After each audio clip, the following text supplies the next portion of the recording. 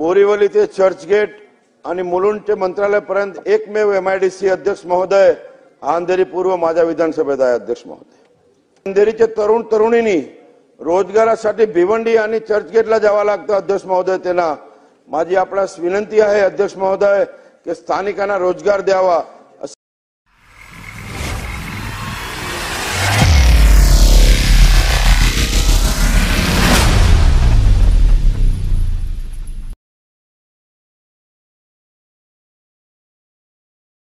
मुर्जीभाई, धन्यवाद अध्यक्ष महोदय. अध्यक्ष महोदय,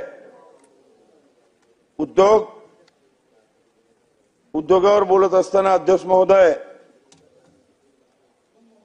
बोरीवली ते चर्चगेट आणि मुलुंड ते मंत्रालयापर्यंत एकमेव MIDC अध्यक्ष महोदय हा अंधेरी पूर्व माझ्या विधानसभेत आहे. अध्यक्ष महोदय, MIDC मध्ये जवळजवळ 350-400 ऑफिसेस कंपनी आहेत. अध्यक्ष महोदय, आणि अंधेरीचे तरुण तरुणींनी रोजगारासाठी भिवंडी आणि चर्चगेटला जावं लागतं. अध्यक्ष महोदय, त्यांना माझी आपल्यास विनंती आहे अध्यक्ष महोदय की स्थानिकांना रोजगार द्यावा अशी उद्योग मंत्र्यांना विनंती करतो. अध्यक्ष महोदय, दुसरा माझा विषय आहे अध्यक्ष महोदय, SRA प्रकल्प झालाय MIDC ची जमिनीवर. अध्यक्ष महोदय, SRA प्रकल्प चालू होऊन अध्यक्ष महोदय 15-20 वर्ष झाले सोसायटीने, अजून कन्वेश MIDC ने केलेले नाही.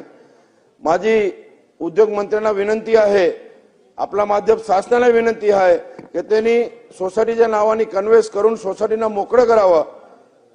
तिसरा मुद्दा अध्यक्ष महोदय, अंधेरी पूर्व हा विभाग झोपडपट्टीशी जोडलेला विभाग आहे. अध्यक्ष महोदय, आणि महिला बचत गट जास्त आहे. अध्यक्ष महोदय, MIDCचा एक छोटासा भूखंड जर महिला उद्योगासाठी काहीतरी भेटला तर महिला त्याच्यात 2 पैसे भेटतील आणि एक उद्योग भवन आता MIDCच्या माध्यमाने उभं करावं अशी मी विनंती करतो. अध्यक्ष महोदय, शेवटचा मुद्दा उद्योगाचा आहे. अध्यक्ष महोदय, झोपडपट्टीमध्ये लहान घर असतात. अध्यक्ष महोदय, 100-50-200 फुटाच्या घरामध्ये लहान मुलांना अभ्यास करता येत नाही. अध्यक्ष महोदय, एखादी लायब्ररीसाठी जर छोटीशी जागा MIDC ने दिली तर लहान मुलांना अभ्यासासाठी त्याचा फायदा होईल. अध्यक्ष महोदय, अन्न व नागरिक विभागाचा एक विषय आहे. अध्यक्ष महोदय, माझी विधानसभेत रेशनिंग ऑफिस हा भाडेतत्वावर आहे. अध्यक्ष महोदय, कधी बंद होऊ शकते आणि लोकांना त्याचा त्रास सहन करावा लागेल. अध्यक्ष महोदय,